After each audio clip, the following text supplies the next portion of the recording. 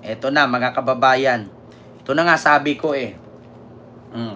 Dito tayo mga kababayan sa Tindig Pilipinas calls for BP Sara impeachment trial. Ito may schedule ito ha mga kababayan.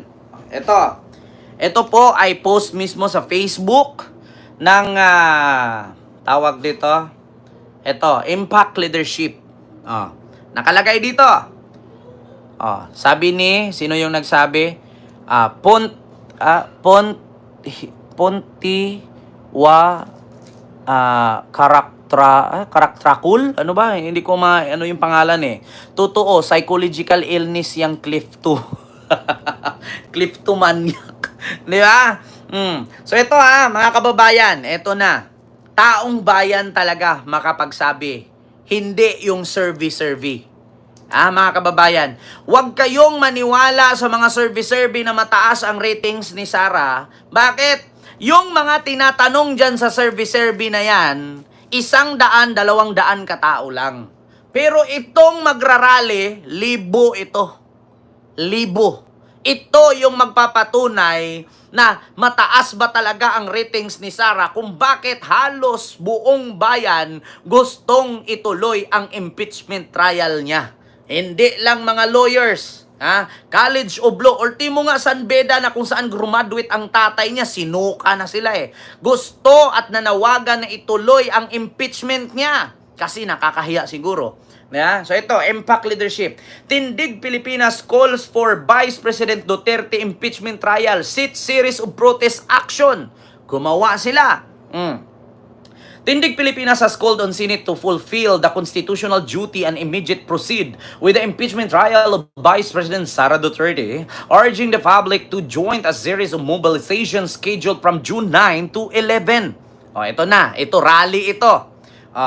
In Facebook post June 5, the group rallied supporters under the call sundin ang konstitusyon, impeachment trial ngayon, emphasizing the urgency of the public pressure to compel senators to begin the proceedings. Ipakita natin ang lakas ng taong bayan sa harap ng Senado para malaman ang katotohanan at masimulan na ang pananagutan at hustisya, sabi ng grupo. The scheduled actions are the following. June 9, Sunday, ecumenical gathering and people's march from the film center to the Senate gate. So June 9 mula sa film center hanggang sa gate ng Senado, alas 9 ng umaga hanggang alas 12 ng tanghali. June 10 Monday, People's Vigil at the Senate gate, 5 p.m. to 9 p.m. June 11, Tuesday, Day of Action for Truth and Accountability with the theme, Malakas ang ebidensya, litisin na si Sara. For the film center, from the film center to the Senate gate, 1 p.m. to 5 p.m. Tindig Pilipinas. Ayan po ang schedule, mga kababayan. Mula June 9 to June 11. 3 rally po yan. Di ba? 3 rally yan. Dito mo masabi mga kababayan na walang saysay ang SWS survey. Walang saysay yung mga survey dyan sa mga kung ano-anong company yan na yung iba nga bayaran naman. Yeah? Ito yung patunay. Ako naniniwala talaga ako mga kababayan na walang kwenta yung survey na yan. Bakit? Tignan nyo nung nakaraang election sa midterm election ng senatorial election at congress election, di ba? Yung midterm election. Nakita nyo, kamakailan lang yung May 12. Ang dami doon nakalagay. Top 3 ka, top 4 ka sa survey. Ending, bakit si Kiko at si Bam Aquino pumasok sa top 5? Di ba? Hindi naman pumasok sa survey. Di ba? Hindi naman pumasok sa survey. Bakit si Kiko at si Bam Aquino pumasok sa top 5? Nasaan yung top 1, 2, 3, 4, 5 nung nakalagay dun sa survey sa ano? Maniwala ako na ang katotohanan hindi ang survey kundi ang galaw ng tao. Diba? Alam niyo sa totoo lang mga kababayan, kung mamarapatin na makapagsalita ako sa harap ng entablado ng Senado, isa lang sasabihin ko, puking ina nila. Kung pwede lang magmura, nako, pukin ng ina nila.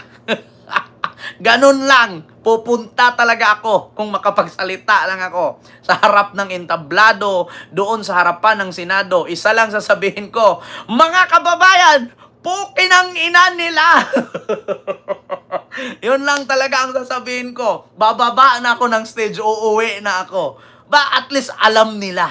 Diba? Oy, Ma'am Myrna, Ligi Berg, maraming salamat po ma'am sa yung super sticker. Thank you so much. Yun lang talaga ang sasabihin ko. Wala na ako ibang sasabihin.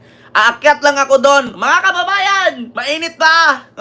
Sinong gusto ng impeachment? Pukin ang ina niya. Gaganon talaga ako, mga kababayan. Wala na. Ano pang sasabihin mo? Pinagmumura mo na. Pukin ang ina niya, dagdagan pa niya. Di ba? Anong gusto mo mangyari? Pupurihin mo siya? Ninakawan ka na? Diba? Binulsang bulsa na? Yung mayaman, sila mamamatay billionaire, tayo mamamatay worker? Mag-antay pa tayo, mag-edad tayo ng 65 bago tayo makakuha ng pensyon. Samantalang si Digong ngayon, 140 million a month. Diba? Yun lang, pag-akyat ko sa taas, isa lang sabihin ko, mga kababayan, kumusta kayo dyan? Pukin ang ina niya, dagdagan pa niya. Diba? Ganun lang naman. Ano pa ang gusto nyo sabihin ko? Winalang hiya na tayo, walang hiyain din natin. Kayo, gusto nyo bang respetuhin yung mga ganyan tao? Pinagpaguran mo sa loob ng ilang taon. Nanakawan ka pa ng kumpanyang tinatrabahuan mo. Minsan sahod mo delay. Minsan kulang pa pasahod sa'yo. Didakan, pag nag-resign ka, didakan ka ng uniform monthly. Isang uniform lang binigay sa'yo. Tapos, yung binabayad mong tax, nanakawin lang. Isa lang sasabihin ko. Putang ina niya, dagdagan pa niya. Di ba? So, yun mga kababayan, ito po yung schedule. Screenshot nyo na lang po kung baliktad man po. Pasensya na po kasi baliktad po yung camera natin ito, schedule po yan sa rally para i-impeach si Sara. Bilat tibay sila, mga lintian. Di ba? Ayan po yung schedule Ilapit ko lang para mabasa nyo po, mga kababayan. Yan po kasi ang schedule, baka kasi hindi nyo mabasa So ito, June 9, 9:30 to 12 noon. Mula sa Film Center hanggang sa gate ng Senado. Tapos June 10, 5 p.m. to 9 p.m. Tapos sa June 11, 1 p.m. to 5 p.m. Magmarcha from Film Center to Senate Gate.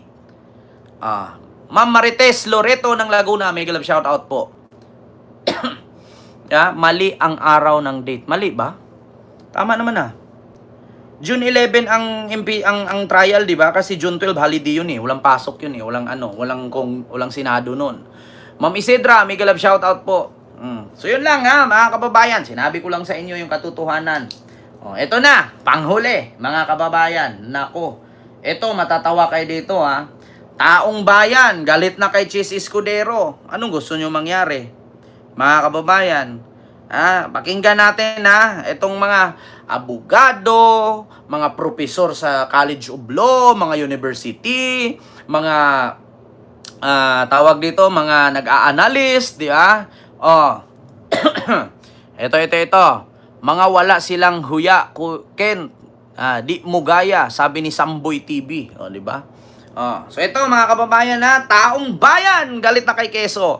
Ito nanawagan ito lahat ng mga profesor sa universidad. Nanawagan na. Lubha kaming nababahala doon sa mga moves na i-dismiss yung impeachment